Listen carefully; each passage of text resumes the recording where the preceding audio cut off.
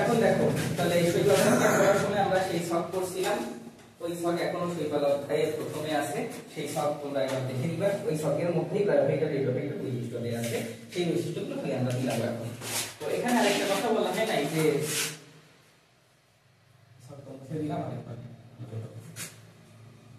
শৈবাল ছত্রাক গ্রাফাইটা এই কয়েকটা তো পরিবহন তন্ত্র নাই, তাই না? আবার এদের কি ফুল আছে নাকি নাই? অপুষ্প। অপুষ্প নিয়ে বোঝা যায় অনুন্নত, তাই না? টেরিডোফাইটা মানে হলো ফার্ন, ফার্নেরও কোনো ফুল নাই। আরে এর চেয়ে উন্নত তো নগ্নবীজি, নগ্নবীজিরই তো বীজ নগ্ন থাকে, মানে বীজের বাইরে কোনো ফল বা ফল থাকে না, তাহলে নগ্নবীজিরই কোনো ফুল ফল নাই। আর আবৃত বীজের শুধু ফুল ফল আছে, তাহলে আবৃত বীজের শুধুমাত্র ফুল ফল থাকে। এখন আমরা মনে রাখবো যাদের ফুল থাকে তাদেরকে বলা হয় ফেনেরোগ্যামস। যাদের ফুল থাকে তাদেরকে বলা হয় ফেনেরোগ্যামস। আমি এইভাবে মনে রাখতাম যে ফুল দেখতে ফ্যানের মতো, হয় না? ফ্যানের রাখার মতো, তো এই জন্য ফুল থাকলে সেটাকে বলা হয় ফেনেরোগ্যামস। আর যাদের ফুল নাই তাদের সবাইকে বলা হয় ক্রিপ্টোগ্যামস। যাদের ফুল নাই তাদের সবাইকে বলা হয় ক্রিপ্টোগ্যামস। তাহলে ফুল থাকলে ফেনেরোগ্যামস, ফুল না থাকলে সবাইকে বলা হয় ক্রিপ্টোগ্যামস বা অপুষ্পবুদ্ধি। এখন ক্রিপ্টোগ্যামসের মধ্যে আর শৈবাল আর ছত্রাক এই দুইটাকে বলা হয় লোয়ার ক্রিপ্টোগ্যামস, লোয়ার অনুন্নত। আর ব্রায়োফাইটা টেরিডোফাইটা একটু উন্নত না, সেই জন্য ব্রায়োফাইটা টেরিডোফাইটাকে বলা হয় হায়ার ক্রিপ্টোগ্যামস। এই কয়েকটা জিনিস এমসিকিউ এর জন্য মনে রাখা লাগবে। তাহলে ক্রিপ্টোগ্যামস মানে অপুষ্পবুদ্ধি, এর মধ্যে শৈবাল আর ছত্রাক lower cryptogams, bryophyta pteridophyta higher cryptogams. এই কয়েকটা জিনিস এখানে লেখা আছে। দেখো বলা আছে যে সব উদ্ভিদ আমরা দেখি, গোলাপ, সূর্যমুখী, ডালিয়া, হ্যান ত্যান, এই সব উদ্ভিদগুলো হলো পুষ্পবুদ্ধি। পুষ্পবুদ্ধিগুলোকে বলা হয় ফেনেরোগ্যামস। আমি এইভাবে মনে রাখতাম, সেটা ফ্যানের মতো দেখা যায়। তারপরে অনেক উদ্ভিদ আছে যাদের কখনোই ফুল হয় না, তাদেরকে বলা হয় অপুষ্পবুদ্ধি বা ক্রিপ্টোগ্যামস। তো ব্রায়োফাইটা টেরিডোফাইটা এটা তো অপুষ্পবুদ্ধি, তো ব্রায়োফাইটা টেরিডোফাইটা শৈবাল ছত্রাকের চেয়ে একটু উন্নত, তাই না? সেই জন্য ব্রায়োফাইটা আর টেরিডোফাইটা এই দুইটাকে বলা হয় হায়ার ক্রিপ্টোগ্যামস, এগুলো দাগায় রাখো। আর শৈবাল ছত্রাক এইগুলোকে বলা হয় লোয়ার ক্রিপ্টোগ্যামস। এখানে একটা ঘাপলা আছে, বলো দেখি কি ঘাপলা? নগ্নবীজির কথা তো বলাই হয় নাই, এখানে ব্রেডে কথাই বলছে। নগ্নবীজি তাহলে কি নগ্নবীজি কি ফুল হয় না? হয় না, হয় না। তাহলে ক্রিপ্টোগ্যামস লোয়ার না হায়ার? শুধু কি নগ্নবীজি কিভাবে ওভার হায়ার হলো? ওভার হায়ার হওয়ার কথা বলো, তাই না? তুমি বলছো লোয়ার হায়ার ক্রিপ্টোগ্যামস। আচ্ছা যাই হোক, তাহলে কিন্তু বইয়ে একটু দেয়া নাই, আমরা একটু মনে রাখলেই হবে এমসিকিউ এর জন্য।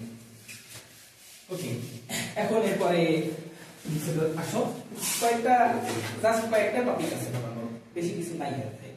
এখন গ্রাফাইটার বৈশিষ্ট্য আছে। গ্রাফাইটা থেকে একটা জিনিস এখানে খ নাম্বারের জন্য মনে রাখা লাগবে, এটা ইম্পর্টেন্ট ফর খ মানে উদ্ভাবনমূলক প্রশ্ন।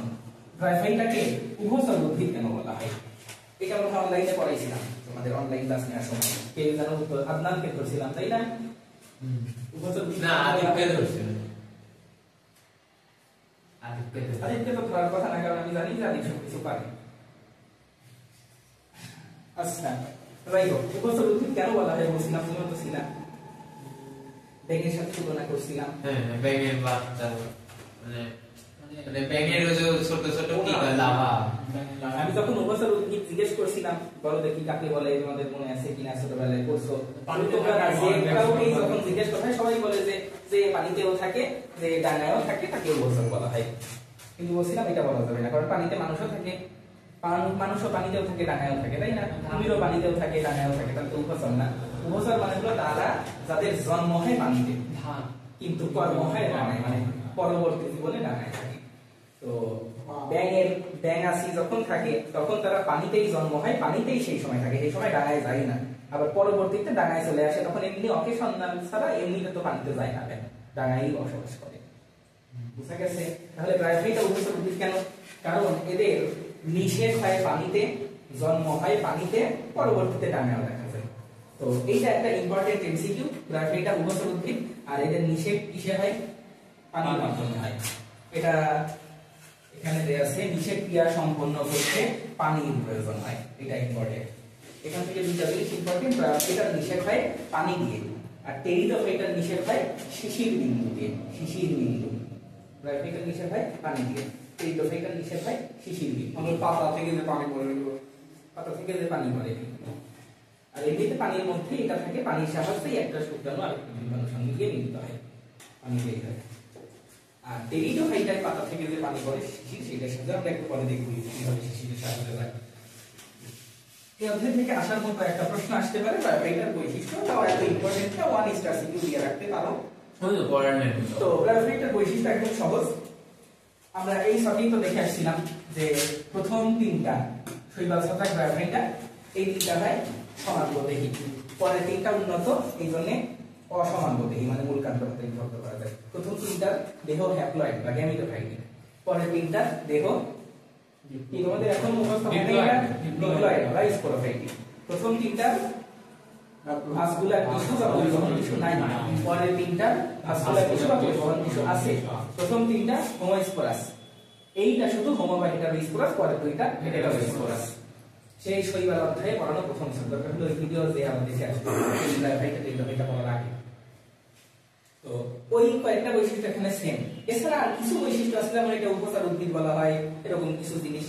এটার জন্য আমরা একটা ছন্দ মনে রাখতেও পারি, অথবা দুই একটা বৈশিষ্ট্য আমি রিডিং করে রাখতে পারি আলাদা করে। যদি মনে রাখতে চাও তাহলে এটা মনে রাখতে পারো।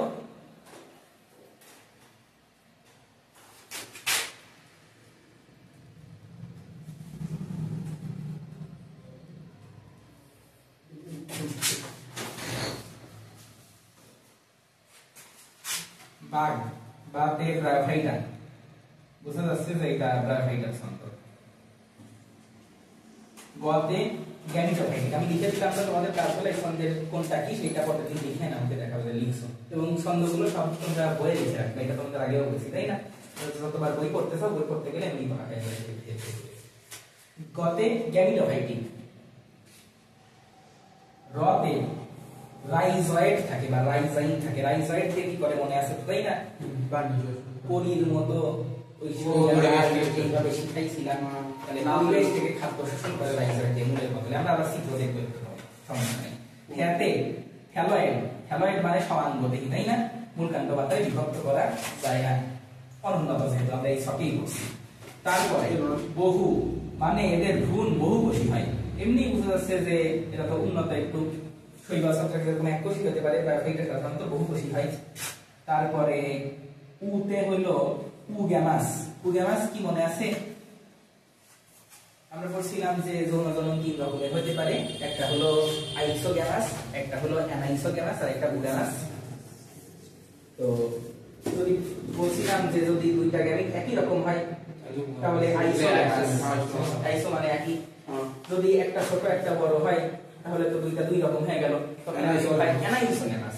আর যদি এরকম হয় যে না একটা গ্যামিটে ফ্লাজেলা আছে আর একটা গ্যামিট মানুষের মতোই, উগ্যামাস, এটা সবচেয়ে উন্নত তাই না? তো গ্রাফাইটায় উগ্যামাস হয়,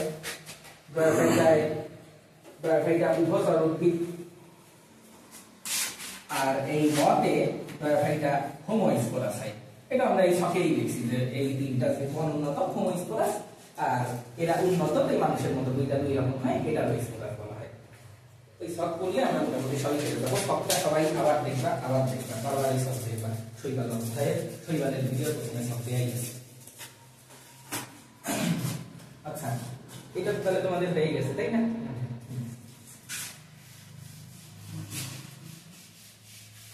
এখন গ্রাফাইটের বাকি যে বৈশিষ্ট্য আছে, বৈশিষ্ট্যগুলো আমরা রিডিং পড়ায় দেয়া লাগবে বলে আমার মনে হয় না।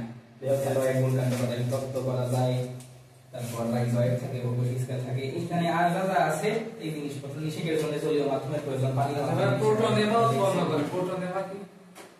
প্রোটোনেমা আমরা একটু পরে দেখি। স্পোর থেকে প্রোটোনেমা তৈরি হয়, তো স্পোর কিভাবে হয় সেটা আমরা দেখতেছি।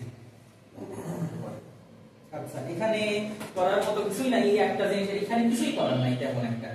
তো এখানে একটা জিনিস শুরু করতে পারো, প্রাইভেটটাকে তিনটা শ্রেণীতে ভাগ করা হয়, তাও এখন এইচএসসি তে লাগবে না, যদি অ্যাডমিশনে চলে আসে। অ্যাডমিশনের জন্য যেখানে তিনটা অপশন থাকে সেই জিনিসটা ইম্পর্টেন্ট, তাই না? কারণ এইভাবে মেডিকেলের পরীক্ষায় প্রশ্ন আসে, তোমরা নিশ্চয়ই দেখে আসছো যে এখানে দেয়া থাকে প্রাইভেটটাকে তিনটা শ্রেণীতে বিন্যস্ত করা হয়, বলা থাকবে যে কোনটা প্রাইভেট শ্রেণী নয়, এই তিনটা দিয়ে দিবে, তার সাথে একটা অপশন অ্যাড করে দিবে। তো জাস্ট এমসিকিউ এর জন্য বলে রাখতে হবে অ্যাডমিশনে প্রাইভেটার উদ্ভিদগুলোকে তিনটা শ্রেণীতে বিভক্ত করা হয়, একটার নাম হলো হেপাটিকি, একটার নাম অ্যান্থোসিরোটিক, আর একটার নাম হলো মাসাই। হেপাটিকি, অ্যান্থোসিরোটিক আর মাসাই, জাস্ট এই তিনটা নাম মনে রাখলেই হবে। এরপর এখানে প্রাইভেটাকে উপসর্গটি বলা হয় কেন, এই একই কথা শেষ।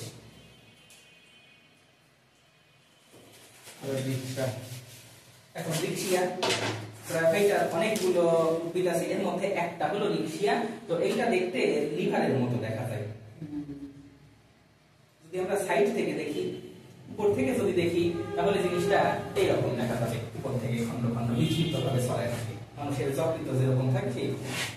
যদি সাইড থেকে দেখি তাহলে এইরকম দেখা যাবে, উপর থেকে দেখলে ওই রকম, এই যেখানে তো অনেক ফোটা ফোটা ফোটা ফোটা দেখা যাচ্ছে, তাই না? তাহলে আমরা যদি উপর থেকে তাকায় দেখি তখন জিনিসটা তো এইরকম দেখা যাবে, ফোটা ফোটা ফোটা ফোটা ফোটা ফোটা ছড়ানো। আর সাইড থেকে দেখলে এরকম লিভারের মতো। তো যেহেতু লিভারের মতো দেখা যায়, সেই জন্য এদেরকে বলা হয় লিভার ওয়ার্ড, এদেরকে বলা হয় লিভার ওয়ার্ড। আর লিভার মানেই হলো হেপাটো, সেজন্য এদের শ্রেণীকে বলা হয় হেপাটিকি শ্রেণী, এদেরকে বলা হয় লিভার ওয়ার্ড, আর শ্রেণীকে বলা হয় হেপাটিকি শ্রেণী। একটা জিনিস এমসিকিউ অ্যাডমিশনে আসার প্রশ্ন, রিক্সিয়া ফ্লুইডেন্স কোথায় থাকে? রিক্সিয়া ফ্লুইডেন্স এর নামে, ফ্লুইডেন্স থেকেই বোঝা যাচ্ছে যে এটা ফ্লুইড ফ্লুইড একটা ভাব আছে, তাই না? ফ্লুইড মানে কি, তরল পদার্থ না কঠিন পদার্থ? তরল পদার্থ। তাহলে রিক্সিয়া ফ্লুইডেন্স ফ্লুইডে বা জলজে থাকে। এখান থেকে আর কিছু করার নেই।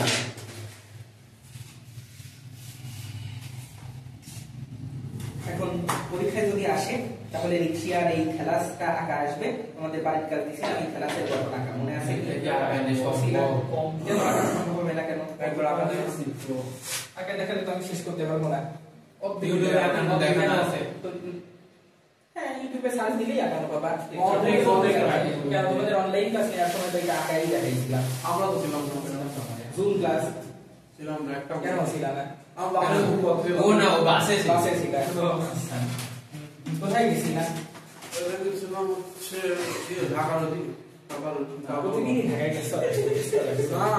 আপনি যেদিন ওই দিনই, আবার দুই দিন থাকছি, তারপরে ওই দিনই গেছো।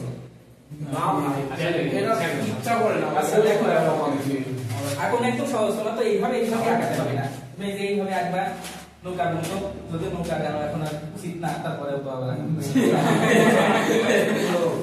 দেখা যাবে এখন নৌকা আঁকালে আর মানুষ ধরে নিয়ে গেছে, এরকম এরকম এরকম করে করে দিতে থাকবা দিতে থাকবা দিতে থাকবা।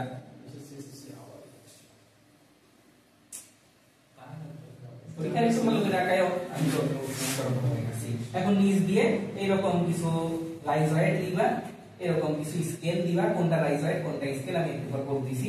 আর এই যে এখানে অনেক ছোট ছোট ছোট ছোট কোষ আছে, এইভাবে অনেক ছোট ছোট কোষ দিবা। মাঝখানে শুধু খেয়াল রাখা লাগবে যে একটা ডিম্বাণু হবে, ডিম্বাণু। তো ডিম্বাণুটা যেখানে হবে, ধরো এই যে এই দুইটা মিলে এই জায়গাটায় ডিম্বাণু আছে, তাহলে এইটা শুধু একটু এই যে প্রসারিত করে দিবা, দিয়ে এখানে শুধু একটা ডিম্বাণু লাগাই দিবা, এই। আর তারপরে যারা থাকবে এখানেও এই এত কারিশমা করে দেওয়ার দরকার নেই, তোমাদের যেহেতু টাইম কম পরীক্ষায়, জাস্ট খালি একতরফা ভাবে এই যে এই দিক থেকে ধরা শুরু করবে, এইভাবে এইভাবে এইভাবে এইভাবে দিতে থাকবা, আবার এই যে এইভাবে এইভাবে এইভাবে এইভাবে দিতে থাকবা, দেখবে এখানে মেলা শেষ হয়ে গেছে, লাগাই ফেলবা। আচ্ছা যাই হোক, আঁকায় পরের দিন আমাকে দেখাবা। এখন এই যে জিনিসটা, এই জিনিসটা একটু কেবল আঁকালাম, তো এই জিনিসটার তিনটা পার্ট আছে। এই যে উপরের পার্ট গুলো, এইগুলো দেখে আসলে ডট ডট ডট ডট দেয়, এই ডট ডট গুলো হলো ক্লোরোফিল, ডট ডট গুলো ক্লোরোফিল। তাহলে এই পুরা যত কোষ আছে, শুধু প্রথম কোষটা ছাড়া সব কোষের মধ্যে ক্লোরোফিল আছে, তাই না? এই পর্যন্ত এই পর্যন্ত এই পর্যন্ত এই পর্যন্ত যত কোষ আছে সবগুলো কোষের মধ্যে ক্লোরোফিল আছে। ক্লোরোফিল থাকার অর্থ এরা কি করে? খাদ্য তৈরি করে। আর যদি ক্লোরোফিল থাকে তাহলে এই জায়গাটা কেমন হয়? সুযোগ থাকে। তাহলে ক্লোরোফিল থাকার কারণে এটা সালোক সংশ্লেষণ করে সবুজ হয়, খাদ্য তৈরি করে। আর এই অঞ্চলে যেহেতু সালোক সংশ্লেষণ হয়, সালোক সংশ্লেষণ হওয়ার কারণে এই অঞ্চলটাকে বলা হয় ফটোসিনথেটিক অঞ্চল অথবা সালোক সংশ্লেষণকারী অঞ্চল। ঠিক আছে, এখন যে কোষগুলো সালোক সংশ্লেষণ করতেছে, সালোক সংশ্লেষণের জন্য তো শুধু ক্লোরোফিল থাকলেই হয় না। ক্লোরোফিলের কাজ হলো যখন সূর্য উঠবে, ক্লোরোফিলের কাজ হলো সূর্য উঠলে সূর্যের আলোকে ক্লোরোফিল গুলো গ্রহণ করে, গ্রহণ করে সেখান থেকে শক্তি নেয়, সেই শক্তি দিয়ে খাদ্য তৈরি করে। কিন্তু শুধু শক্তি দিলেই তো খাদ্য তৈরি হয়ে যায় না। খাদ্য তৈরির জন্য কি লাগে, কোন গ্যাস লাগে? কার্বন ডাই অক্সাইড লাগে, তাই না? কারণ শর্করার মধ্যে আছে C6H12O6 আর কার্বন ডাই অক্সাইডের মধ্যে আছে CO2। কার্বন আর অক্সিজেন আছে, শুধু হাইড্রোজেন দিলেই কার্বন ডাই অক্সাইড থেকে খাদ্য তৈরি হয়ে যায়। এটা আমরা নবম অধ্যায়ে ডিটেইল করব। তো তাহলে কার্বন ডাই অক্সাইড লাগে, তো সেই কার্বন ডাই অক্সাইড এখানে আসবে কিভাবে? আসার জন্য এই যে এই জায়গাগুলোতে পথ আছে, এই যে এই দিক দিয়ে কার্বন ডাই অক্সাইড আসবে আসবে আসবে, এই দিক দিয়ে কার্বন ডাই অক্সাইড এসে সব বসে বসে কার্বন ডাই অক্সাইড ঢুকে পড়ে বাতাসের সাহায্যে। যেহেতু এই যে এই ফাঁকাগুলো দিয়ে, যদিও এটা ফাঁকা কিন্তু উপর থেকে দেখলে তো এটা ছিদ্রের মতো লাগবে, তাই না? যে এটা একটা ছিদ্র, এটা একটা ছিদ্র, উপর থেকে যদি তাকাই আমি তো দেখলাম একটু আগে উপরে ছবি কেমন। তো যেহেতু উপর থেকে দেখলে একটা ছিদ্রের মতো লাগবে, ছিদ্রকে বলা হয় রন্ধ্র, ছিদ্রকে বলা হয় রন্ধ্র। তাই এই জায়গাগুলোকে বলা হয় বায়ুরন্ধ্র, বায়ুরন্ধ্র। তাহলে এখানে অনেক বায়ুরন্ধ্র থাকে। আর একদম উপরের কোষটা, একদম উপরের কোষে দেখো ক্লোরোফিল থাকে না, কারণ এইটা এপিডার্মিস বা ত্বকীয় কোষ, এটাকে বলা হয় ঊর্ধ্বত্বক। তাহলে ঊর্ধ্বত্বকের নিচে সবগুলোতে ক্লোরোফিল থাকে এবং এইটা দিয়ে যেহেতু সালোক সংশ্লেষণ হয় সেজন্য এই কোষগুলো দিয়ে সালোক সংশ্লেষণিক অঞ্চল বা ফটোসিনথেটিক অঞ্চল গঠন হয়। এটুকু ক্লিয়ার? যে খাদ্যগুলো তৈরি হইল সেই খাদ্যগুলোই, তৈরি হওয়া খাদ্যগুলোই জাস্ট এখানে এসে সঞ্চিত হয়ে থাকে, জাস্ট এখানে এসে সঞ্চিত হয়ে থাকে। তাহলে এই অঞ্চলগুলোর কাজ কি? খাদ্য সঞ্চয় করে রাখা, তাই না? তো এই জন্য এই অঞ্চলকে বলা হয় সঞ্চয় অঞ্চল। আর আমরা যখন 9-10 পড়ছিলাম তখন আমরা দেখছিলাম যে সঞ্চয় অঞ্চলে খাদ্য সঞ্চয় করা প্যারেনকাইমা কোষের কাজ। আবার আমরা দেখবো যখন অষ্টম অধ্যায়ে পড়বো তখন, আপাতত একটু শুধু মনে রাখি যে খাদ্য সঞ্চয় করা প্যারেনকাইমা কোষের কাজ। তো এই অঞ্চলগুলোতে তাহলে কি কোষ থাকে? প্যারেনকাইমা কোষ থাকে। তাহলে এই অঞ্চলে সালোক সংশ্লেষণ হয়, এই অঞ্চলে খাদ্য সঞ্চয় হয়। আর একদম নিচের কাজ কি? একদম নিচে তো এদের তো মূল নাই, তাহলে মাটির সাথে যখন লাগাই রাখবে, ধরো এই নিচে এই পর্যন্ত এই যে একটু মাটি আছে, মাটির মধ্যে লাগাই রাখা লাগবে, লাগাই রাখার কাজ করে এই জিনিসগুলি। তো এখানে দুই রকম জিনিস আছে। এই জিনিসটায় কয়টা কোষ আছে ভিতরে? একটাই কোষ, এটা দেখা কিন্তু এইখানে কয়টা কোষ আছে? অনেক কোষ আছে। যখন অনেক কোষ থাকে তখন এই জিনিসগুলোকে বলা হয় স্কেল। বহু কোষী হলে স্কেল, আর এক কোষী হইলে সেটাকে বলা হয় রাইজয়েড। এক কোষী হইলে রাইজয়েড। কোন কোন রাইজয়েড আবার শর্করার দানা টানা লেগে থাকে, লাগলে তো হাতে বাজবে, তখন এটাকে বলা হয় অমসৃণ রাইজয়েড। আর এখানে কোনো শর্করার দানা টানা কিছুই লেগে নাই, এইটাকে বলা হয় মসৃণ রাইজয়েড। ক্লিয়ার? মসৃণ অমসৃণ এগুলা ওকে। তাহলে এই যে অমসৃণ রাইজয়েড, মসৃণ রাইজয়েড সাথে বহুকোষী হলে স্কেল, এই সব কিছু মিলে নিচে নিম্নত্বক গঠন করে। তাহলে উপরে ছিল ঊর্ধ্বত্বক, সাথে সালোক সংশ্লেষণকারী অঞ্চল, তারপরে এইটা হলো সঞ্চয়ী অঞ্চল, আর একদম নিচের এই যে এইটুকুকে বলা হয় নিম্নত্বক।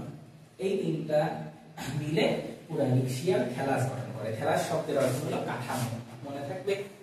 এই ওকে। তো এটুকু এখান থেকে পড়া লাগবে, আর কিছু পড়ার নাই।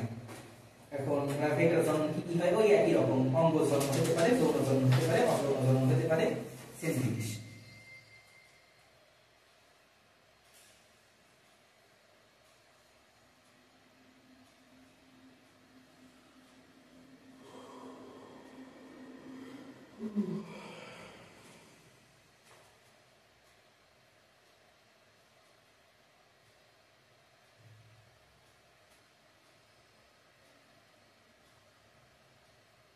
এখানে অযৌন জন্ম দেয় নাই নাকি? তাহলে তো সমস্যাটার সমাধান দেওয়া যেত।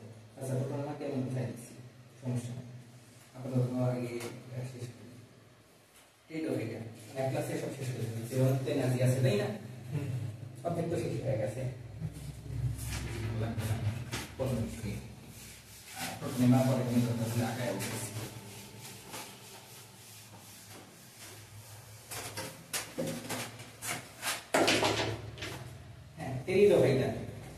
টেরিডোফাইটাকে বলা হয় ফার্ন। এটা আমরা প্রথমেই শিখছিলাম যে ব্রায়োফাইটা মানে হলো মশ আর টেরিডোফাইটা মানে হলো ফার্ন। তো আবার সেই ছকে যাওয়া লাগবে। এই ছকে প্রথম তিনটা ছিল সমাঙ্গদেহী, পরেরগুলো অসমাঙ্গদেহী। তাহলে টেরিডোফাইটার একটা বৈশিষ্ট্য হলো এরা অসমাঙ্গদেহী।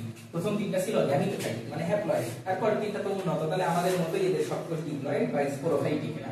তাহলে টেরিডোফাইটার আরেকটা বৈশিষ্ট্য হলো এরা স্পোরোফাইটিক বা ডিপ্লয়েড। তারপর টেরিডোফাইটার স্পোর হোমোস্পোরাস হতে পারে, এটা স্পোরাস হতে পারে। টেরিডোফাইটার পরিবহন টিস্যু আছে।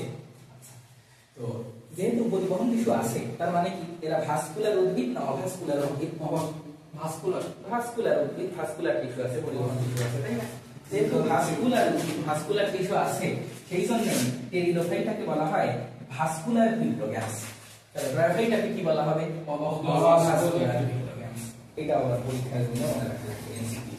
আচ্ছা, তো এখন টেরিডোফাইটার কিছু বৈশিষ্ট্য আছে, এই বৈশিষ্ট্যগুলো আমরা বলে ফেলছি, এটা পড়লাম না। হ্যাঁ, একদম সেম টু সেম। যে দুই একটা একই আছে যে স্টিকামে নিশ্চলা দিগুলো উৎপন্ন হয়, ইজারোমরফিক জনুপ্রবৃত্তি, গেমিকা সচল, এই তিন চারটা কথা এটা আমরা যখন একটু পরে পড়ব তখন আমাদের নিয়ে মনে থাকবে, মেইন জিনিসটা দেখব। তো এটা হলো টেরিডোফাইটার আবার একটা উদ্ভিদ টেরিস। এটা আজকে লাস্ট টপিক টেরিস। তো টেরিস থেকে একটা জিনিস মনে রাখা লাগবে যে এগুলো তো ঢেঁকি শাক আমরা দেখছি, তাই না? তো সাধারণত যে জায়গায় রোদ লাগে সেই সব জায়গায় ঢেঁকি শাক জন্মায়। তো টেরিসের বৈশিষ্ট্যই হলো এটা রোদে জন্মাতে পছন্দ করে। তো এটা এক ধরনের ফার্ন, আবার রোদে জন্মায়। রোদে ইংরেজি কি? সান। সেই জন্য এটাকে বলা হয় সান ফার্ন। এটাকে বলা হয় সান ফার্ন। সান ফার্ন। আচ্ছা, তাহলে টেরিস রোদে জন্মাতে পছন্দ করে জন্য এটাকে সান ফার্ন বলা হয়। আচ্ছা, এটা এখানে মনে রাখবে, আর কিছু এখানে মনে রাখার দরকার নেই। এখানে চিত্র আসে না, এই চিত্র আসার চান্স কম। এখানে চিত্রের মধ্যে কয়েকটা জিনিস মনে রাখা লাগবে টেরিসের পাতা নিয়ে। দেখো টেরিসের এইটা তো একটা ফার্ন। তো ফার্নের এই যে পুরা যে পাতা, পুরা পাতাকে বলা হয় ফ্রন্ট। আমরা মনে রাখবো ফার্নের পুরা পাতাকে বলা হয় ফ্রন্ট। ফার্নের পাতাকে কি বলা হয়? ফ্রন্ট। ফার্নের পাতাকে পুরা পাতাকে বলা হয় ফ্রন্ট। তো এই ফ্রন্ট বা ফার্নের পাতা কেমন? সরল পত্র না যৌগিক পত্র? লম্বা তো দেখতেই পাচ্ছি, তাই না? কেন যৌগিক পত্র? অনেক আছে, ভাববাস করে না? এই যে এখানে অনেক পাতা, অনেক পাতা, একটা পাতার ভিতরে অনেকগুলো। একটা পাতার মধ্যে আবার অনেক পাতা, কয়টা ভাগ আছে এখানে? দুইটা। এই যে এই পাশে একটা, এই পাশ বরাবর আরেকটা। তো এইটাকে বলা হয়, এই বরাবর যে জিনিসগুলো গেছে এইগুলোকে বলা হয় একটা পক্ষ, আবার এই বরাবর গুলোকে বলা হয় একটা পক্ষ। তাহলে কয়টা পক্ষ হলো? দুইটা পক্ষ। সেই জন্য এটাকে বলা হয় দ্বিপক্ষল যৌগিক পত্র বা পক্ষল যৌগিক পত্র। দুইটা পক্ষ আছে, এইটুকু যদি থাকতো, ধরো এইটুকু নাই, তাহলেও তো যৌগিক পাতা হতো, তাই না? আর এটুকু নাই হলেও যৌগিক পাতা হতো। সেই রকম দুইটা যৌগিক পাতা, দুইটা পক্ষ আবার একটাই আছে, সেই জন্য এটাকে বলা হয় পক্ষল যৌগিক। তাহলে পক্ষল যৌগিক পাতা এরকম আরেকটা উদাহরণ, এটা হচ্ছে কি তোমরা? নারিকেল গাছ। নারিকেল গাছের এই পাশে তেঁতুল গাছের পাতা তো ছোট ছোট, হয় না? এটি দ্বিপক্ষ দেখা লাগবে। খেজুর গাছ, নারিকেল গাছ, সহজ উদাহরণ। দুই পাশে দুইটা পক্ষ থাকে, পক্ষল যৌগিক পাতা বলা হয়। ওকে, আর এই পুরাটাকে বলা হয় হলো ফ্রন্ট।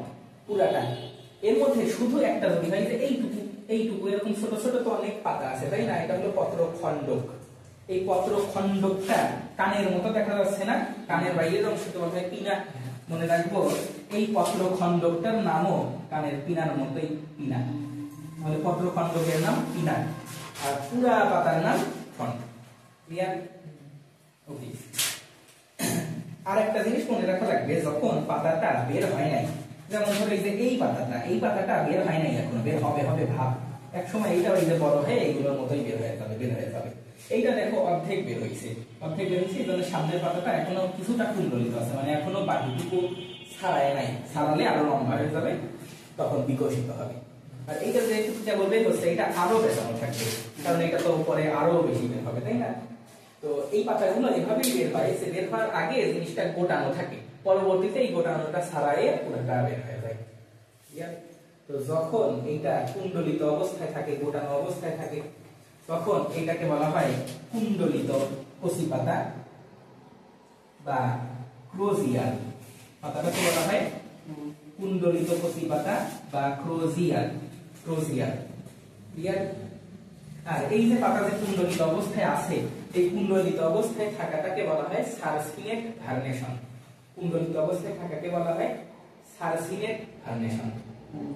তোমরা কি একটু ক্লিয়ার? সারসিনেট ভার্নেশন কি আর ক্রোজিয়ার কি বলো দেখি আদি। সারসিনেট ভার্সেস হচ্ছে কুণ্ডলিত অংশ। কুণ্ডলিত অংশ না, কুণ্ডলিত থাকাকেই সারসিনেট ভার্নেশন বলে। আর এই পাতাটার নাম হলো ক্রোজিয়ার। ক্লিয়ার?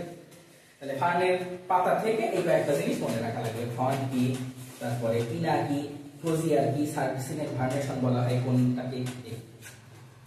তাহলে এখান থেকে আর কিছু করা নেই, এখন আমরা একটা সব করলেই হয়ে যাবে। একটা বিশাল ফ্লোচার্ট আছে, বিশাল ফ্লোচার্ট। বিশাল ফ্লোচার্ট করার আগে একটা জিনিস দেখে নাও। আচ্ছা, ফ্লোচার্টে গিয়ে দেখলেই হবে। এদের যে জীবন চক্র, যৌন জন্ম এগুলো আসবে না। একই কথা সবই জানবে।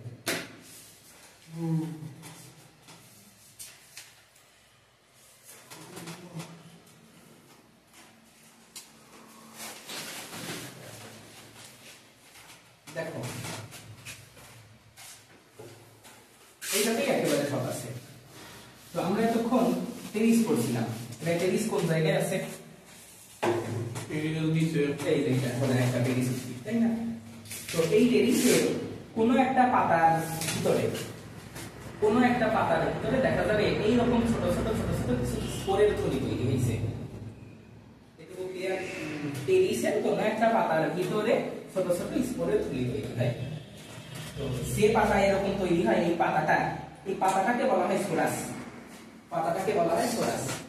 আর এই থলিগুলোকে বলা হয়, যেমন এইটা একটা থলি, এইটা একটা থলি, এই যে একটা থলি বড় করে দেখাইছে, থলিটাকে বলা হয় স্পোরাঞ্জিয়াম। তার মানে এই যে এইটা একটা স্পোরাঞ্জিয়াম, এইটা একটা স্পোরাঞ্জিয়াম, এইটা একটা স্পোরাঞ্জিয়াম। এই থলিগুলো হলো স্পোরাঞ্জিয়াম। স্পোরাঞ্জিয়াম নাম হলো কেন?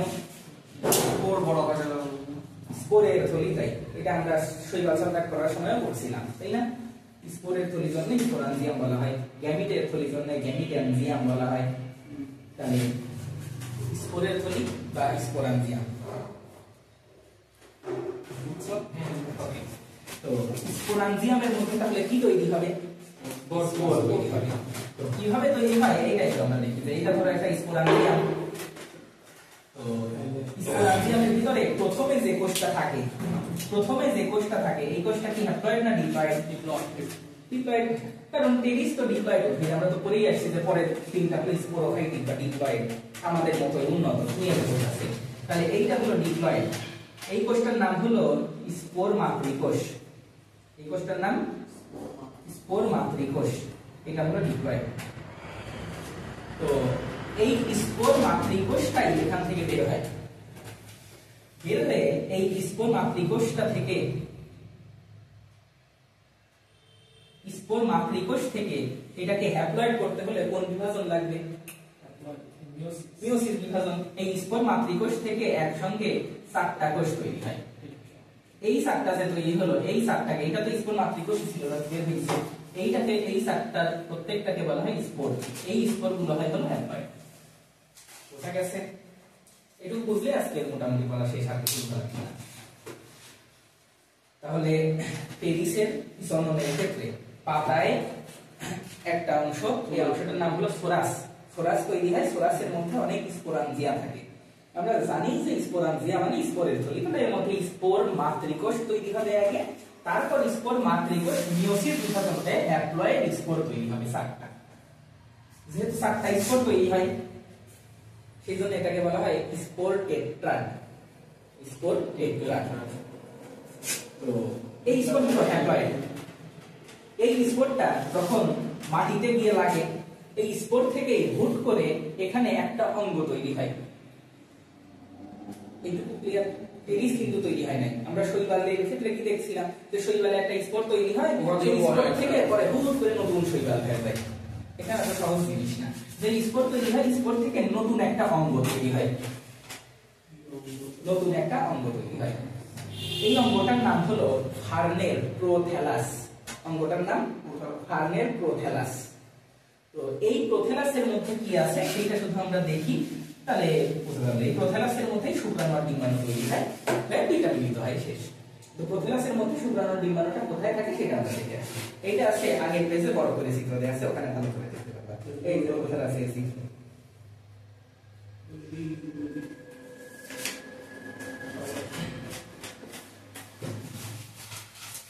দেখো এইটা হলো ওই প্রোথ্যালাস। কিভাবে এটা তৈরি হয়েছে? ওই যে সোলাসের মধ্যে অনেক স্পোরাঞ্জিয়াম ছিল, স্পোরাঞ্জিয়ামের মধ্যে স্পোর মাতৃকোষ, সেখান থেকে স্পোর সাকটা তৈরি হয়েছে, সেই একটা স্পোরই হুট করে এই রকম আকার ধারণ করেছে প্রসারিত হয়ে। স্পোর থেকে এই প্রোথ্যালাসটা তৈরি হয়েছে। আরেকটা জিনিস বলে রাখি, এটাই আদিবের প্রশ্ন। এখানে তো প্রোথ্যালাস তৈরি হয়েছে, তারপর বলছি যে এর মধ্যে শুক্রাণু ডিম্বাণু তৈরি হয়, দুইটা মিলিত হবে, মিলিত হয়ে টেনিস তৈরি হবে। যদি এটা ব্রায়োফাইটা হয়তো, আমি ভাবছিলাম যে বইয়ের ছবি দেয়া আছে হয়তো, কিন্তু পরে দেখলাম যে নাই। যদি ব্রায়োফাইটা হয়তো তাহলে এত কাহিনী হতো না, কোনো প্রোথ্যালাস কিছুই তৈরি হতো না, ডাইরেক্ট ওখান থেকেই ব্রায়োফাইটা তৈরি হয়ে যেত। এইটাকে বলা হতো প্রোটোনেমা। ব্রায়োফাইটার একটা অঙ্কুর বের হতো, ওই অঙ্কুরটাকে বলা হতো প্রোটোনেমা, এইখান থেকে ব্রায়োফাইটা। আচ্ছা এটা বাদ দাও, এটা আসার মতো না পরীক্ষা, কিন্তু এটা ইম্পর্টেন্ট। এটা চিত্র আসতে পারে পরীক্ষায়, এটা চিত্র আসতে আঁকা বাড়ির কাছে ভালো করে মানে এটা তো ইম্পর্টেন্ট, এটা তো সহজ, এটা সহজ লাভ এটা তোমরা এমনি আঁকাও, সোশ্যালাইজ ফ্লোরিতে আঁকাও, এটা আপনাদের জন্য এক ঘন্টা ভালো আসা ভালো হবে। আচ্ছা এইটুকু কি তোমরা বুঝতে পারছো? এটা কই থেকে আসছে বলো দেখি। এইভাবে তৈরি হলো স্পোর্ট থেকে জাস্ট স্পোর তৈরি হয়েছে মাথার পিছনে, সেখান থেকে এইটা তৈরি হয়েছে। এইটার মধ্যে এখন কি আছে দেখি। এইটার মধ্যে এই যে কিছু আর্কিগোনিয়াম আছে। আর্কিগোনিয়াম মানে হলো স্ত্রী জননাঙ্গ, এটা আমরা 9-10 করে আসছি, আর্কিগোনিয়াম বা স্ত্রী জননাঙ্গ। আর কিছু অ্যানথেরিডিয়াম আছে। অ্যানথেরিডিয়াম মানে হলো পুং জননাঙ্গ। তাহলে আর্কিগোনিয়াম মানে স্ত্রী জননাঙ্গ, অ্যানথেরিডিয়াম মানে পুং জননাঙ্গ। তো এই আর্কিগোনিয়ামের মধ্যে ডিম্বাণু তৈরি হয়, অ্যানথেরিডিয়ামের মধ্যে আপনার কি তৈরি হয়? শুক্রাণু তৈরি হয়। এই শুক্রাণু ডিম্বাণু যখন মিলিত হয় তখন তো আবার ওই যে হ্যাপ্লয়েড তৈরি হয়েছিল, এগুলো তো স্পোর তো হ্যাপ্লয়েড হয়ে গেল স্পোর মাতৃকোষ থেকে। তাহলে এইখানে যে শুক্রাণু ডিম্বাণু তৈরি হবে এগুলো তো হ্যাপ্লয়েড। এই শুক্রাণু ডিম্বাণু যখন আবার একসঙ্গে মিলিত হয়ে যাবে তখন আবার প্লেন হয়ে যাবে, টেনিস হয়ে যাবে। আবার তাহলে এখন পরের সাথে চলে যাও, একদম বলে শেষ সব। তাহলে আমরা এইটার বৈশিষ্ট্য দেখে আসছিলাম বড় বলেছে, এখানে কিছু ডিম্বাণু আছে, আর্কিগোনিয়াম এগুলো স্ত্রী জননাঙ্গ, এখানে ডিম্বাণু তৈরি হয়। আর এইটা হলো এখানে অনেক অ্যানথেরিডিয়াম আছে, মানে পুং জননাঙ্গ, এখানে শুক্রাণু তৈরি হয়। তো এইখান থেকে এই যে একটা শুক্রাণু দেখো আসছে, আর এইখান থেকে একটা ডিম্বাণু দেখো আসছে। তো শুক্রাণুটা ফ্লাজেলা আছে নাকি নাই? আছে, বহু ফ্লাজেলা আছে। তো তার মানে শুক্রাণুটাই চলাচল করে গিয়ে এই যে ডিম্বাণুর মধ্যে ঢুকে পড়বে, বুঝতে পারছি? তারপরে শুক্রাণু আর ডিম্বাণু মিলিত হয়ে যাবে, মিলিত হয়ে জাইগোট তৈরি হবে, জাইগোট এনআরএন মিলে তাহলে প্লেন হয়ে যাবে। এইখান থেকে আবার নতুন টেনিস তৈরি হবে। তাহলে টেনিসের জীবন চক্রে তোমরা কি দেখতে পারলা? গ্যামিটোফাইট পর্যায়েও আছে। কোনটুকু গ্যামিটোফাইট? স্পোর মাতৃকোষ থেকে যে স্পোর তৈরি হলো, তারপর সেখান থেকে প্রোথ্যালাস হলো, প্রোথ্যালাস নিজেও তো হ্যাপ্লয়েড, তাই না? আবার এর মধ্যে শুক্রাণু ডিম্বাণু তৈরি হচ্ছে, তাহলে এরাও হ্যাপ্লয়েড। এই অবস্থাগুলো একদম হ্যাপ্লয়েড পর্যায়। আর যেই শুক্রাণু ডিম্বাণুটা মিলিত হয়ে যাবে, মিলিত হয়ে জাইগোট হলো, জাইগোট হলেই ডিপ্লয়েড হয়ে গেছে, তাহলে এইখান থেকে আবার ডিপ্লয়েড পর্যায় শুরু। জাইগোট হয়েছে, জাইগোট থেকে আবার টেনিস হয়েছে, এটুকু ডিপ্লয়েড পর্যায়।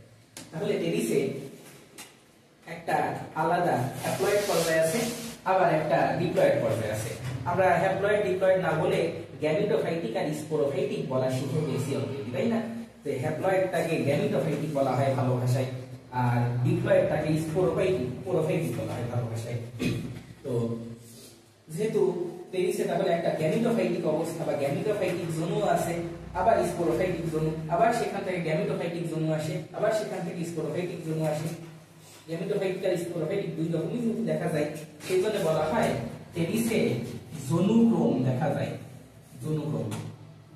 জনুক্রম মানে গ্যামিটোফাইটিক জনু আর স্পোরোফাইটিক জনু আবর্তন। আমরা ম্যালেরিয়া পড়াশোনা করে আসছি। আর এই ক্ষেত্রে দুইটা জনু একদম ভিন্ন ভিন্ন। এইটা একরকম প্রোথ্যালাসের মতো, তাই না? এটা তো গাছের সাথে কোনো স্বাদই নাই, আলাদা। আবার এইখান থেকে শুক্রাণু থেকে যে ফান্ড তৈরি হয়েছে তার সঙ্গে প্রোথ্যালাসের কোনো সম্পর্কই নাই। দুইটা দুই রকম জিনিস, মানুষের মতো না যে শুক্রাণু ডিম্বাণু মিলিত হলো, নতুন মানুষ হয়ে গেল, সেখান থেকে আবার শুক্রাণু ডিম্বাণু তৈরি হলো, এরকম না। দুইটা আলাদা আলাদা জিনিস না, প্রোথ্যালাস তো আলাদা করে মাটির সঙ্গে লেগে থাকে।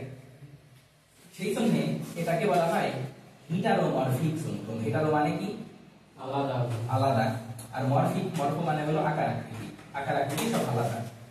এইটা ইম্পর্টেন্ট প্রশ্ন টেরিসে হেটারোমরফিক জনুক্রম দেখা যায়, ব্যাখ্যা করো তখন এই জিনিসটা ব্যাখ্যা করা লাগবে। ক্লিয়ার? এখন আজকে লাস্ট পড়া আমরা করব এই যে প্রোথ্যালাসটা কিছু বৈশিষ্ট্য আছে, এটা বলো দেখি কি বৈশিষ্ট্য আছে। দুইটা জন্ম তৈরি করে, মানে এর মধ্যে আর্কিগোনিয়ামও থাকে, অ্যানথ্রিডিয়ামও থাকে, তাই না? তাহলে এটা কি এক লিঙ্গ না উভলিঙ্গ? উভলিঙ্গ। তাহলে উভলিঙ্গ যদি হয়, এখানে দুইটাই আছে, এটা কি সহবাসী না ভিন্নবাসী? সহবাসী, মানে নিজের শুক্রাণু দিয়ে নিজের ডিম্বাণু বিশিষ্ট হয়, তাই না? তারপরে এদের মধ্যে যেহেতু টেরিডোফাইটা থেকে আসছে, টেরিডোফাইটা সবুজ উদ্ভিদ, এখান থেকে স্পোর তৈরি হলো, সেখান থেকে এটা তৈরি হলো, তাই এটা রং কি হবে? সবুজই হবে ধীরে ধীরে। তার মানে এখানে ক্লোরোফিল আছে, ক্লোরোফিল থাকলে কি এরা খাদ্য তৈরি করে না করে না? আবার এটা কি গাছের সঙ্গে থাকে না আলাদা থাকে? আলাদা, মাটিতে স্পোর এসে সেখান থেকে এটা হুট করে তৈরি হয়ে যায়, তাহলে এটা গাছ থেকে আলাদা, তার মানে এটা স্বতন্ত্র, তাই না? আমরা শৈবালের বৈশিষ্ট্য কি দিয়ে মনে রাখছিলাম? এটার বৈশিষ্ট্য মনে রাখবো সদিয় শব। এটার বৈশিষ্ট্য হলো সবুজ, স্বতন্ত্র, সহবাসী, উভলিঙ্গ। উভলিঙ্গ মানেই হলো সহবাসী, সবুজ সবুজ সহবাসী, স্বতন্ত্র, সহবাসী, এই কয়েকটা জিনিস মনে রাখা লাগবে প্রোথ্যালাসের ক্ষেত্রে। হ্যাঁ,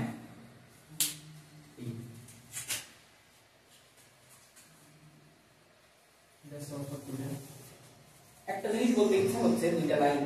আর্কিগোনিয়ামের আকৃতি কেমন আর অ্যানথ্রিডিয়ামের আকৃতি কেমন? অ্যানথ্রিডিয়াম গোল আকৃতি বুঝাই তো যাচ্ছে, তাই না? যদি জুম করে দেখো অ্যানথ্রিডিয়াম আর আর্কিগোনিয়াম, দেখো বইয়ের আরেক জায়গায় চিত্র দেয়া আছে।